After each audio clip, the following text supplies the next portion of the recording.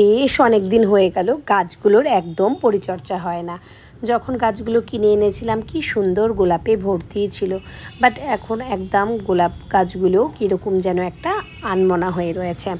তো সেই কারণে আমি গোলাপ গাছগুলো এবং আরও যে পিটুনিয়া গাছ, বিভিন্ন রকমের গাছগুলো যেগুলো আমি ভালো করে মাটি খুঁড়িয়ে এবং সেখানে সার দিচ্ছি, সার দিয়ে খুব ভালোভাবে গাছগুলোকে যতটা সম্ভব পরিচর্যা করে তারপরে দেখো এই যে এক রাশ মাটি জোগাড় হয়েছে। এগুলো সমস্ত মাটিগুলো কিন্তু আমাকে কিনে আনতে হয়, কারণ আমার আশেপাশে কোথাও এরকম মাটি পাওয়া যায় না। এগুলো সব মাটি কিনে এনেছি এবং তার সাথে সার মিক্সড করেছি, করে এই গাছ লাগানো কমপ্লিট করে চলে গেলাম ক্লাসে আজকে সেলফ মেকআপ হলো। এটা আমাদের ক্লাসে নাম্বার ছিল 43 নাম্বার ব্যাচ। ওরা সেলফ মেকআপ করছে, প্রত্যেকে এত সুন্দর সেলফ মেকআপ করেছে তো বলার না। দেখতে পাচ্ছ আমাদের স্টুডেন্টের ভিড়, একদম ভর্তি স্টুডেন্ট।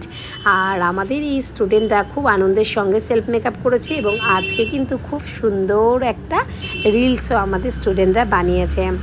সত্যি ওরা এই সেলফ মেকআপটা করতে পেরে ওরাও যেমন খুশি, আমারও ভীষণ ভালো লেগেছে যে একটু হলেও ওরা শিখেছে এবং ওরা আরও শিখতে পারবে, কারণ টানা লাগাতার 28 ডেজের ক্লাস।